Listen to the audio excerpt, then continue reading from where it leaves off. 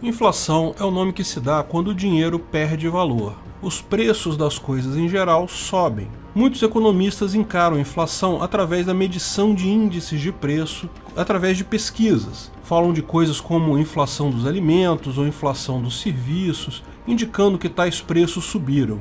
Porém, a escola austríaca usa uma definição mais estreita da inflação: a expansão da base monetária ou da quantidade de dinheiro disponível no mercado.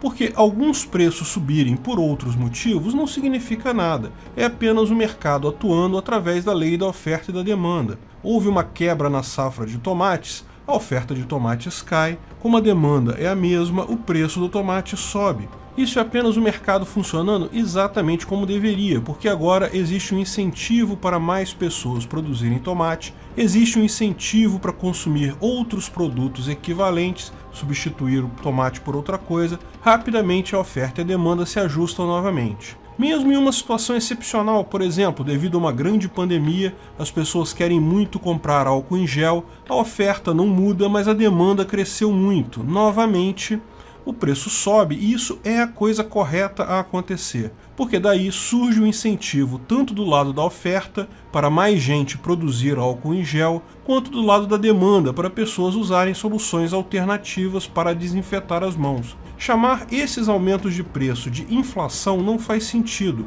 Inflação, por definição, é um fenômeno que acontece em toda a economia, com o aumento da quantidade de dinheiro na economia, não com produtos específicos. E por que aumentar a base monetária leva à inflação e aumento de preços? Bem, porque você sabe, o dinheiro em si não tem valor. Ele vale apenas como uma representação da quantidade de produtos e serviços disponíveis para compra no mercado. No momento que você aumenta a quantidade de dinheiro, mas o número de produtos e serviços disponíveis no mercado continua a mesma, lógico, agora o mesmo produto vale mais dinheiro. O preço dele aumenta, porque agora existe mais dinheiro para representar a exata mesma quantidade de produtos e serviços no mercado. Tipicamente, no caso das moedas fiat, as moedas controladas por governo, o governo controla a base monetária com o intuito, segundo eles, de manter a moeda estável. O que significa isso? Bem, eles querem que os preços das coisas fiquem estáveis apenas com uma pequena inflação.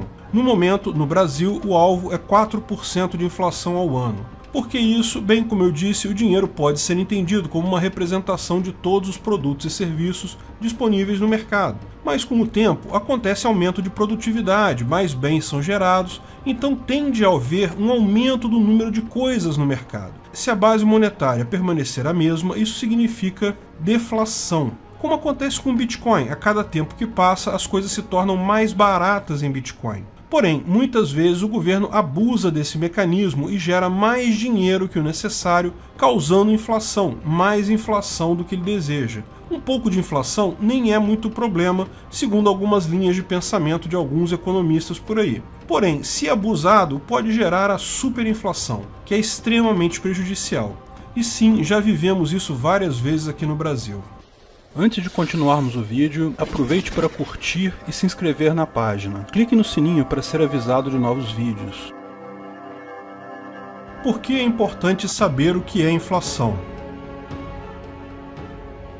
O que é inflação todo mundo sabe, acabei de explicar novamente. Mas entender na pele o que significa uma moeda que não vale nada é algo difícil de explicar para quem não viveu o horror da hiperinflação brasileira nos anos 80. Mas vamos voltar numa jornada para entender exatamente e como fomos nos meter nesse buraco chamado Brasil, onde a moeda tipicamente não vale nada e que estamos sempre muito próximos de enfrentar um novo surto inflacionário. Antes da existência de qualquer moeda, a sociedade funcionava através de escambo, e aqui no Brasil não foi diferente. Nativos trocavam entre si serviços em trocas voluntárias, na medida que achassem a troca vantajosa.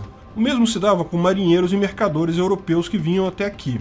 Porém, a colonização do Brasil por Portugal passou-se a utilizar a moeda portuguesa, o real. Sim, isso mesmo, o real foi a primeira moeda daqui.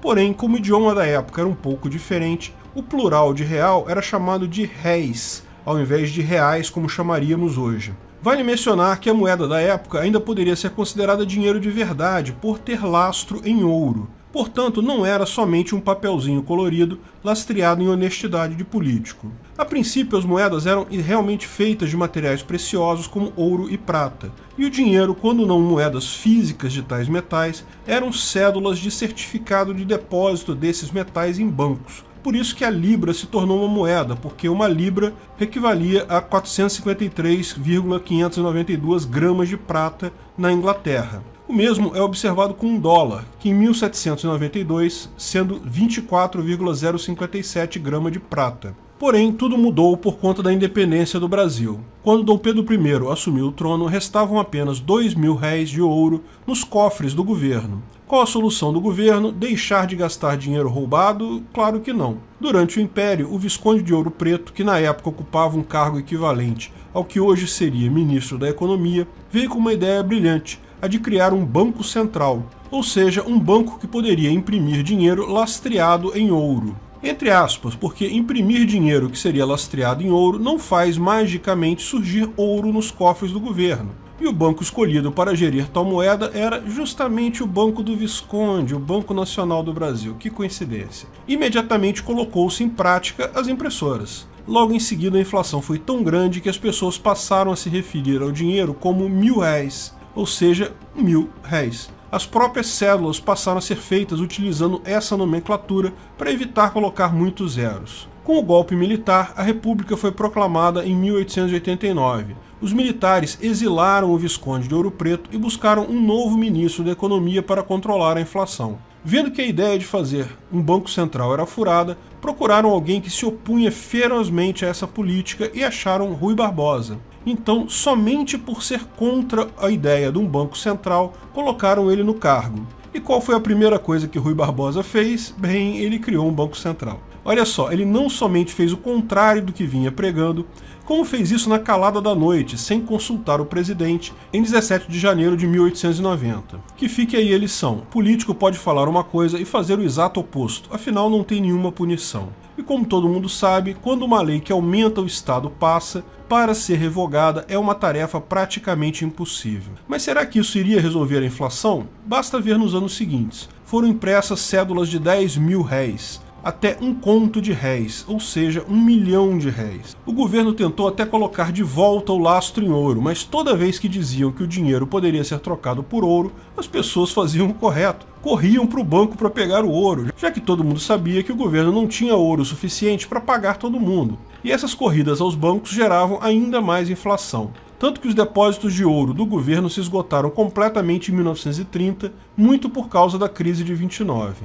Em 1942, o gordinho suicida, o fascista de estimação dos antifas, o Getúlio Vargas, veio com uma ideia brilhante. Ao invés da gente utilizar R$1.000, ou R$1.000.000, ou conto de réis, vamos trocar o nome da moeda para cruzeiro e cortar 3 zeros. Assim o número fica menor e parece que o nosso dinheiro é mais forte. Ideia típica de político, né? Ao invés de resolver o problema, ele muda o nome do problema e pronto, está resolvido. E assim foi. Na época da mudança, um cruzeiro seria o equivalente a R$1.000. Um conto de réis, que era R$1.000.000, virariam 1.000 cruzeiros. Claro que, sem redução nos gastos públicos, a inflação continuou a devorar o salário dos trabalhadores. E, obviamente, a construção de Brasília, que não saiu barato, tendo o governo brasileiro pego vários empréstimos para bancar a cidade-palácio de Juscelino Kubitschek, a coisa só piorou. Então a inflação cresceu tanto que em 1967 os militares decidiram seguir o exemplo do Getúlio. Trocaram novamente a moeda, dessa vez para cruzeiro novo.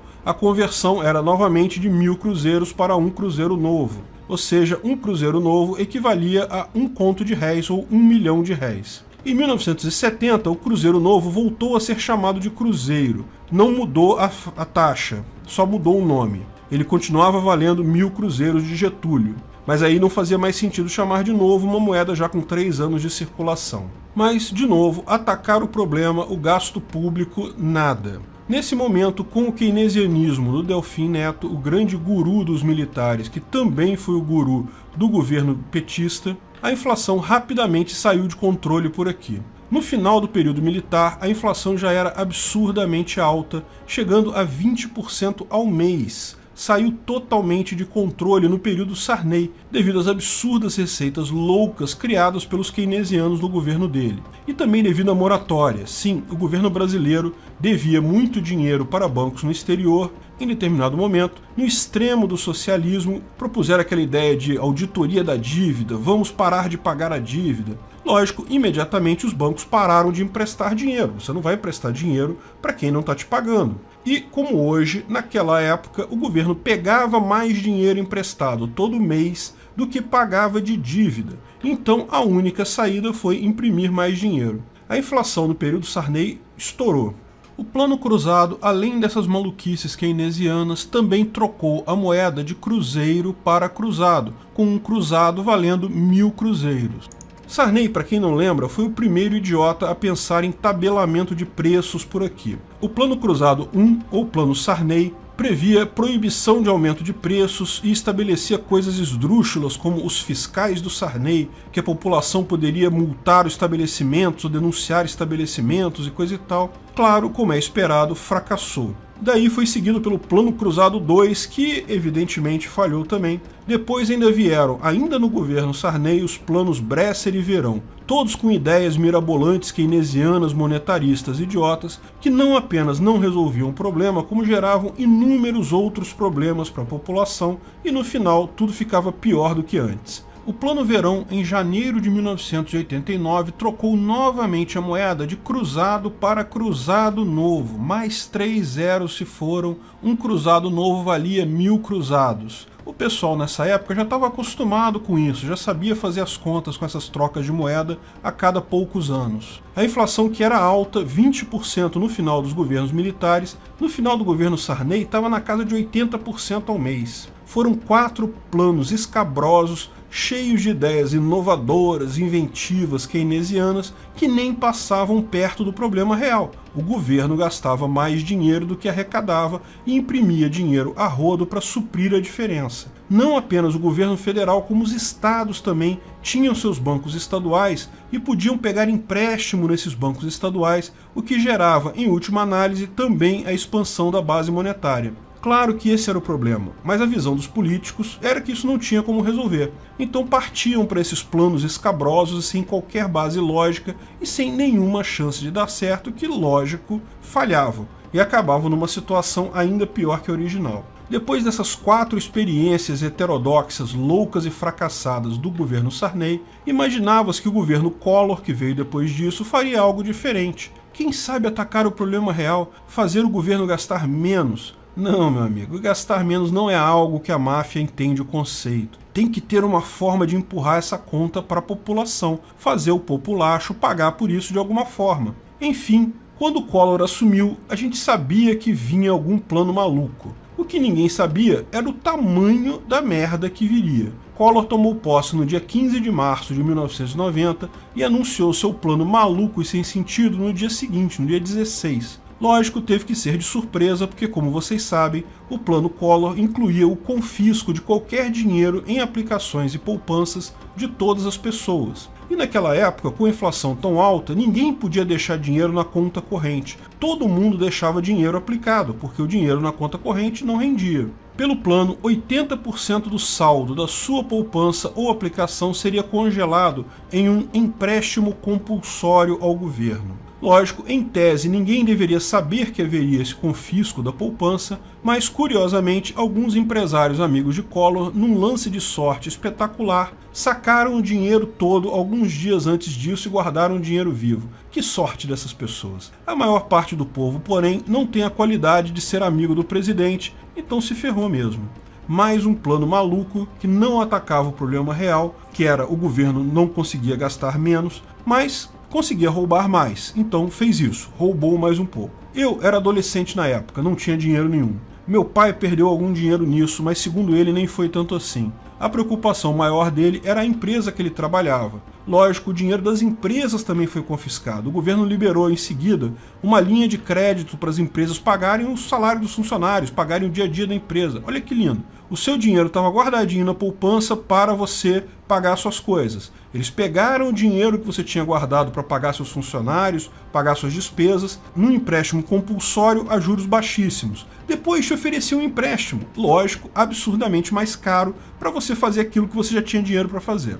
Teve caso de suicídio de empresário, muitos. Teve gente chorando na TV, foi uma tragédia completa. Foi ruim para muita gente. Soube de casos de uma pessoa que acabou de vender uma casa, já tinha dado sinal para comprar outra casa, não apenas ficou com o dinheiro retido por anos, como perdeu o sinal dado. E lógico, com todo esse sacrifício, não resolveu o problema, porque, de novo, o problema é que o governo estava imprimindo dinheiro. Ele gastava mais do que arrecadava, no final imprimia dinheiro para fazer a diferença. Mais uma vez, uma idiotice keynesiana que provou não funcionar. Lógico, se você perguntar para um economista mainstream, vão dizer que esse plano também não deu certo por causa de algum outro empecilho imaginário, esquecendo a impressora ligada gerando dinheiro esse tempo todo. No plano Collor ainda teve a troca da moeda de novo, novamente voltando para cruzeiro. Ela valia o mesmo que o cruzado novo, não teve cortar zero dessa vez. Lógico, ainda haveriam mais dois planos, o plano Collor 2 e o plano Marcílio.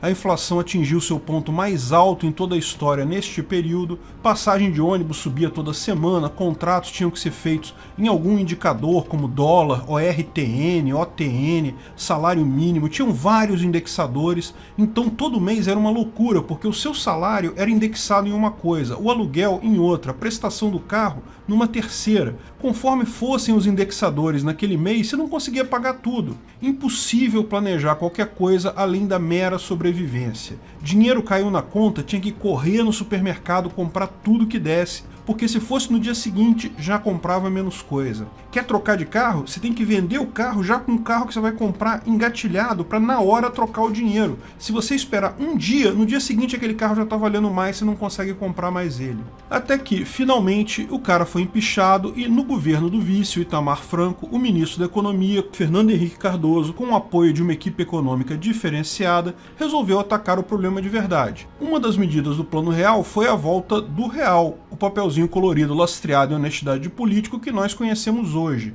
Mas o processo de implantação foi mais complicado. Primeiro, o Itamar Franco criou mais uma moeda, chamada Cruzeiro Real, cortando mais uma vez 3 zeros, ou seja, um cruzeiro real valia 1000 cruzeiros. Depois criou um indexador universal, chamado a URV, Unidade Real de Valor. Então todos os contratos passaram a ser reajustados pela URV. O real teria o exato mesmo valor de uma URV, para dar continuidade em contratos antigos. Finalmente, quando foi lançado o real no dia 1º de julho de 1994, a taxa de conversão era de R$1 para 2.750 cruzeiros reais, ou seja, R$1 atual equivale a 2,75 quintilhões de réis. Que coisa, hein, meu amigo? E aproveita por enquanto, porque essas coisas nunca duram muito tempo aqui no Brasil. Essa foi a verdadeira taxa de inflação desde a independência até 1994. O grande segredo do Plano Real foi acabar com a impressão de dinheiro no governo federal e nos estaduais.